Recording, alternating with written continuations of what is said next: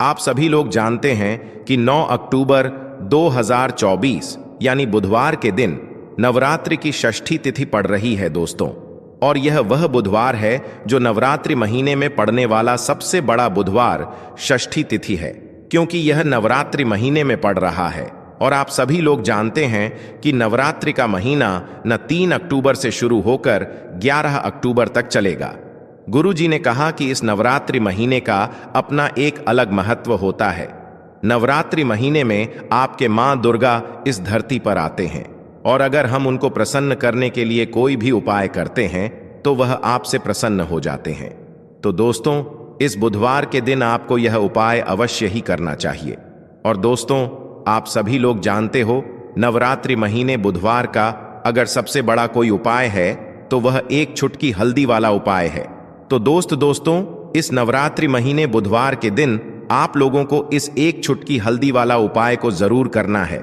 बहुत सारे लोग होंगे जिन लोगों ने इस उपाय को ना किया हो, मतलब पूरा साल निकल गया, उन्होंने किसी भी दिन इस एक चुटकी हल्दी वाला उपाय को ना किया हो। पर दोस्तों, आपके पास एक आखिरी मौका बचा हुआ है, जो कि 9 अक्टूबर नवरात्रि महीने बुधवार के दिन है। तो इस दिन आप लोगों को इस वाले उपाय को जरूर कर लेना है, भले ही आपने पूरे साल भर इस उपाय को ना किया हो।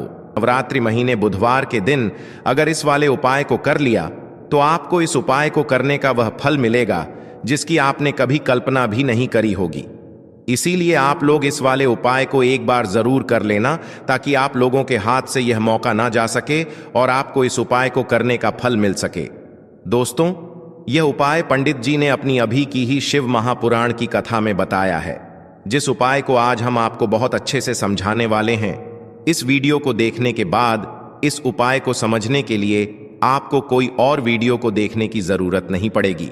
तो चलिए दोस्तों, उपाय को शुरू करते हैं। देखिए, यह इस नवरात्रि महीने के बुधवार के दिन यह इतना खास होता है, इतना महत्वपूर्ण होता है। देखा गया है कभी कभी बड़े बड़े पूजा पाठ अनुष्ठान से जो मनोकामना पूर्ण नहीं होते, वह नवरात्रि महीने के दिन एक छोटे से उपाय करने से ही आपकी मनोकामना पूर्ण हो जाती है। और बहुत सारे लोगों ने इस उपाय को किया भी है और उनको इस उपाय को करने का फल भी जरूर मिला है। अगर आप लोग भी इस उपाय को करना चाहते हैं तो आप इस उपाय को पहले अच्छे से समझ लेना, सुन लेना, उसके बाद करना। आपको इस उपाय का फल जरूर मिलेगा। और इस उपाय को कर लेने से आपके घर में चाहे किसी भी प्रकार की दुख और समस्या क्यों ना चल रही हो, आपको उसका कारण भी नहीं पता है कि भाई यह समस्या किस कारण से चल रही है, उसका कुछ भी कारण हो सकता है, जैसे पितृदोष हो सकता है या किसी भी तरह का मंगल दोष भी हो सकता है। तो इस दिन आप लोगों को एक चुटकी हल्दी वाला उपाय कर लेना है। यह एक ऐसा उपाय है जिस उपाय को अगर किसी विशेष दिन पर किया जाए तो भाई उस विशेष दिन का जो है वह तो हमें मिलता ही मिलता है। पर हमने उस दिन पर इस एक चुटकी हल्दी वाला उपाय को किया है तो हमें उससे भी बड़ा फल मिलता है, और फल बहुत जल्दी मिलता है, क्योंकि आप इस उपाय को बहुत ही बड़े और विशेष दिन पर कर रहे हो। तो चलिए अब उपाय के बारे में बात करते हैं, लेकिन उससे पहले आप लोगों को यह जानना आवश्यक है कि आखिर यह उपाय किस समय करना है, किसको करना है और कैसे करना है। तो चलिए हम आगे आपको वीडियो में एक एक करके बता देते हैं। लेकिन उससे पहले अगर आप लोग हमारे चैनल पर नए हैं तो हमारे चैनल को सब्सक्राइब कर लेना और इस वीडियो को लाइक करके कमेंट बॉक्स में श्री नमस्तुभयम ओम नमः शिवाय जरूर टाइप कर देना।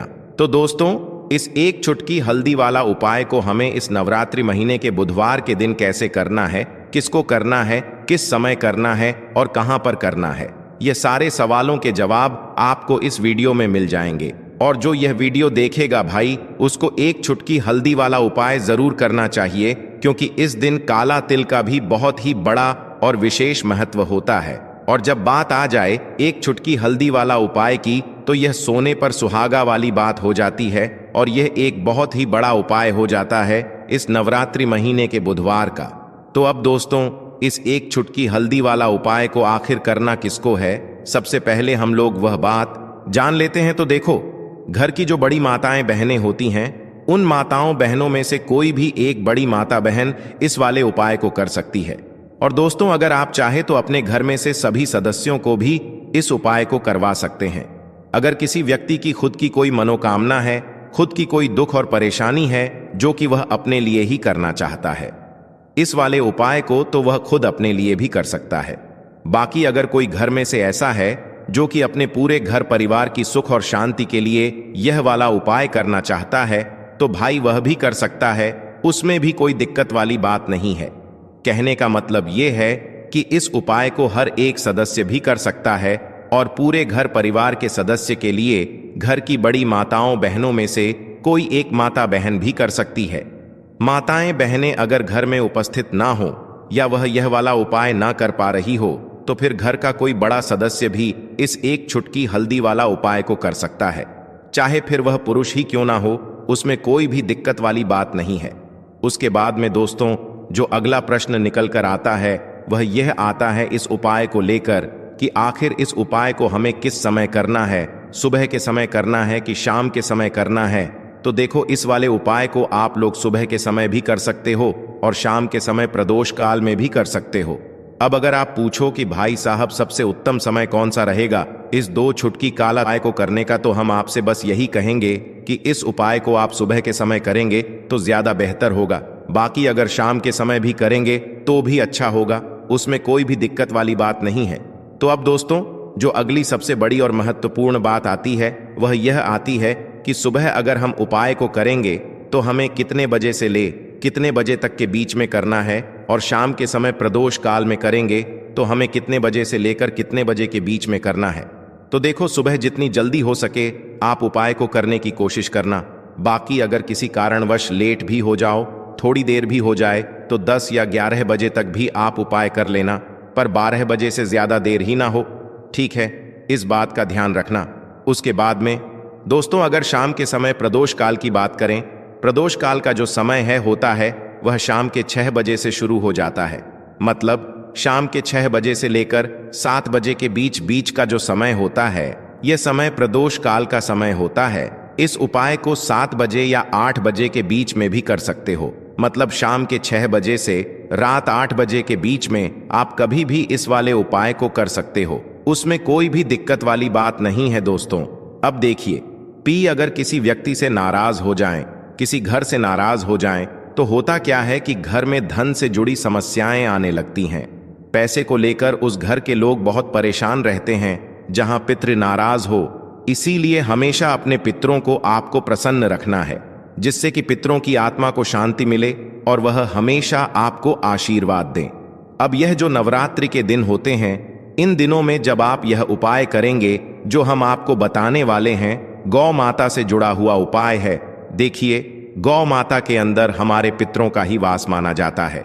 गौ माता हो गई, कुत्ते हो गए हैं ना, पेड़ों में बरगद का पेड़ हो गया, पीपल का पेड़ हो गया, इन सभी में हमारे पितरों का वास माना जाता है। पक्षियों में कौवा हो गया जिसके अंदर हमारे पितरों का वास माना जाता है। तो ऐसा समझ लीजिए कि जब भी जीवन में दुख बढ़ जाए, कष्ट बढ़ जाए, धन को लेकर आप परेशान रहने लगे, कर्जे जैसी समस्याएं जीवन में बढ़ रही हैं, आपके घर में संतान को लेकर बहुत दुख है, आप अपने घर के लड़ाई झगड़े से परेशान रहते हैं, घर में कोई ना कोई झगड़ा करता ही रहता है, आप सोच सोच कर परेशान रहते हैं कि कैसे घर में शांति आएगी, कैसे से घर में सुख समृद्धि आएगी। अब यह समझ लीजिए कि अगर घर में लगातार झगड़ा लड़ाई यह चीजें आपको देखने को मिल रही हैं, घर में आपके कोई भी व्यक्ति सुखी नहीं है, कर्जा घर में लोगों के सर पर है, तो पितृ आपके कहीं ना कहीं नाराज हैं। देखिए, पितृदोष जब घर में होता है ना, तो ऐसा नहीं कि आपको देखने से पितृदोष दिखेगा, इसका आप अंदाजा लगा सकते हैं घर में होने वाली घटनाओं से। जैसे कि खाना आप खाते हैं या घर का कोई भी सदस्य खाना खाता है, अगर उस खाने में कहीं ना कहीं बाल निकलता है ना, या वह खाना गिर जाता है खाते खाते, तब भी आपके घर में पितृदोष है, यानी पितृ आपके नाराज हैं। साथ ही साथ अचानक से घर में दुर्घटनाएं हो रही हैं, पितृ आपके नाराज हैं। अब जो उपाय आपको बताने वाले हैं, इस उपाय को कर लीजिए, पितृ भी प्रसन्न और धन को लेकर तो कभी आपको परेशान होना ही नहीं पड़ेगा। चलिए बात कर लेते हैं पहला वाला उपाय में, जो कि पितरों को प्रसन्न करने के लिए है और घर में स्थिर लक्ष्मी के वास के लिए। मतलब कभी आपके घर में ऐसा नहीं होगा कि आज पैसा आ रहा है और कल पैसा नहीं आ रहा है। ऐसा बहुत सारे घरों में होता है कि पैसा आता है तो रुकता नहीं है, और अगर पैसा रुकता है तो फिजूल खर्ची बहुत होती है, धन की बर्बादी बहुत होती है। जिससे कि घर के सदस्य बहुत ही परेशान रहते हैं। अब ज्यादातर लोग की यह समस्या होती है कि धन की बर्बादी हो रही है और घर में पैसा नहीं रुक रहा है। अगर आपके साथ भी ऐसा है तो बिल्कुल से आपको यह उपाय सुनना चाहिए और इसे नवरात्रि में जरूर करना चाहिए। देखिए आपको यहां पर क्या करना है तो चलिए दोस्तों जान लेते हैं गुरुदेव द्वारा बताए गए सबसे पहले और खास उपाय के बारे में। देखिए दोस्तों, गुरुदेव ने बताया है कि बुधवार के दिन किया जाने वाला यह सबसे खास और सर्वश्रेष्ठ उपाय है। तो नवरात्रि में जो व्यक्ति इस उपाय को करता है वह धनी बन जाता है। आप भी अपने जीवन में निर्धनता देखकर, घर में गरीबी देखकर परेशान हो चुके हैं, मेहनत करके परेशान हो चुके हैं, क्योंकि कभी कभी बहुत मेहनत करने के बाद भी फल नहीं मिलता है तो व्यक्ति परेशान हो जाता है। आज के टाइम पर हर व्यक्ति चाहता है कि मुझे धन चाहिए, जिनके पास नहीं है उन्हें तो धन चाहिए ही, और जिनके पास है उन्हें और अधिक धन चाहिए। अब देखिए हर व्यक्ति चाहता है कि उसके जीवन में उसकी जितनी भी मनोकामनाएं हैं वह पूरी हो। अब पैसे के बिना कुछ भी नहीं होता है, यह बिल्कुल सत्य है। पैसा सब कुछ नहीं होता, लेकिन पैसे के बिना भी कुछ नहीं होता है। अब घर में अगर मां लक्ष्मी का वास हो जाए तो ऐसे घर में कभी पैसों की कमी नहीं होती है। हमेशा उस घर में धन में वृद्धि होती है, पैसा आता है और रातों रात आप भी महाधनी महाकरोड़पति बन जाते हैं। तो नवरात्रि के जो 9 दिन होते हैं, इन 9 दिनों में मां दुर्गा पृथ्वी पर आती है। और आपको बता दें, मां दुर्गा के साथ साथ मां लक्ष्मी भी हमारे घर में आती हैं। शाम का समय जो होता है यह मां लक्ष्मी के पूजन के लिए सबसे उत्तम होता है। और जो उपाय आपको बताने वाले हैं, यह उपाय तो आप सुबह में भी कर सकते हैं और शाम को भी कर सकते हैं। जिन लोगों ने सच्ची श्रद्धा से इस उपाय को किया है वह आज महाधनी है। आप इस उपाय को सच्ची श्रद्धा से करेंगे तो आपको भी महाधनी बनने में समय नहीं लगेगा। देखिए सच्ची श्रद्धा से किए गए उपाय तुरंत सफल होते हैं। तो ऐसा समझ लीजिए कि यह एक उपाय आपके भाग्य को चमकाने आया है, आपकी सोई हुई किस्मत को जगाने आया है। ऐसा समझ लीजिए कि अब आपके घर में धन की वर्षा भी होगी, धन आएगा भी। और जिन लोगों के जीवन में धन रुकता नहीं है, क्योंकि ज्यादातर लोगों की यह समस्या होती है कि पैसा तो घर में आता है लेकिन वह पैसा घर में रुकता नहीं है, दवाइयों में चला जाता है, बीमारियों में चला जाता है, दुर्घटनाएं बहुत होती हैं, घर में कुछ ना कुछ ऐसा होता है कि धन की बर्बादी हो रही है। तो ऐसा समझ लीजिए यह जो उपाय आपको बताने वाले हैं, इस उपाय को करने से कभी भी आपके घर में ना तो फिजूल खर्ची होगी, ना धन की बर्बादी होगी, और दवाइयों में भी आपका पैसा बिल्कुल नहीं जाएगा। उपाय को करने के लिए सबसे पहले आपको क्या लेना है, एक नोट लेना है। देखिए आप यहां पर 100 का नोट भी ले सकते हैं। अगर आपके पास 200 का नोट है तो आप 2000 का नोट ले लें, बहुत उत्तम है। अगर 500 का ले लेते हैं तो और भी ज्यादा उत्तम है। अगर 500 का नहीं है, ठीक है ना, 200 का भी नहीं है, तो आप 100 का नोट ले लें। थोड़ी सी यहां पर आपको लेनी है पिसी हुई हल्दी चूरा जो आता है। पिसी हुई हल्दी का पाउडर फॉर्म में होती है ना। तो आपको पिसी हुई हल्दी लेनी है, 100 का नोट लेना है, और एक आपको देसी घी का दीपक तैयार करना है। देसी घी का दीपक जो आप तैयार करेंगे, यह लंबी बात इसके अंदर आपको लगानी है, ठीक है ना। अब आप अपने घर के मंदिर में बैठ जाएंगे और सबसे पहले भगवान गणेश का ध्यान करेंगे, ठीक है ना, क्योंकि भगवान गणेश जो है यह प्रथम पूजनीय है। सबसे पहले इन्हीं का ध्यान किया जाता है। भगवान गणेश का मन ही मन ध्यान कर लेंगे, जय हो भगवान गणेश की, इस तरह से मन ही मन बोल देंगे आप, ठीक है ना। अब आपको क्या करना है, सबसे पहले दीपक जलाकर आपको अपने घर के मंदिर में माता रानी के सामने रख देना है। तो मां दुर्गा की कोई मूर्ति है, प्रतिमा है, मां शेरों वाली की कोई तस्वीर है, वहां पर आपको यह दीपक जलाकर सबसे पहले रख देना है। घर के मंदिर में बैठ जाना है और पीसी हुई हल्दी जो आपने ली है, जो एक नोट लिया है, उस नोट को आपको अच्छे से खोलकर मंदिर में रख देना है। आप चाहे तो उसे अपने उल्टे हाथ पर भी रख सकते हैं। अब आपको सीधे हाथ से पिसी हुई हल्दी लेनी है, ठीक है ना, और उसी नोट के ऊपर आपको छिड़क है, हल्के हल्के से उस नोट के ऊपर आपको स्प्रेड करनी है, छिड़क है। और यह मंत्र 3 बार बोलना है, ओम नमो भगवते वासुदेवाय नमः, ठीक है ना। अगर मंत्र आपको ध्यान नहीं भी रहता है या आप मंत्र नहीं बोल पा रहे हैं, तब आप ऐसे ही उस नोट के ऊपर हल्दी छिड़क देंगे, ठीक है ना। कितनी बार, 3 बार हल्दी आपको छिड़क है और 3 ही बार आपको श्री हरि विष्णु का ध्यान करना है। इसके बाद आपको मां लक्ष्मी का ध्यान करना है।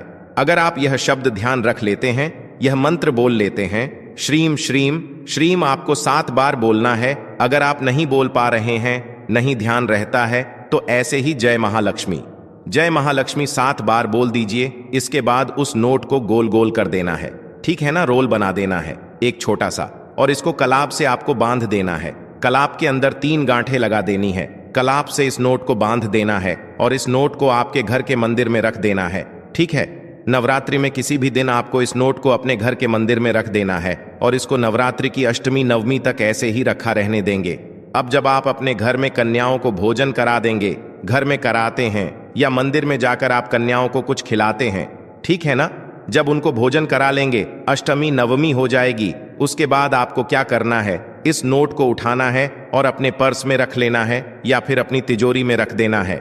ऐसा समझ लीजिए 1 साल के अंदर अंदर आपको इतना चमत्कार अपने जीवन में दिखेगा कि 1 साल के अंदर अंदर महाधनी आप बन जाएंगे।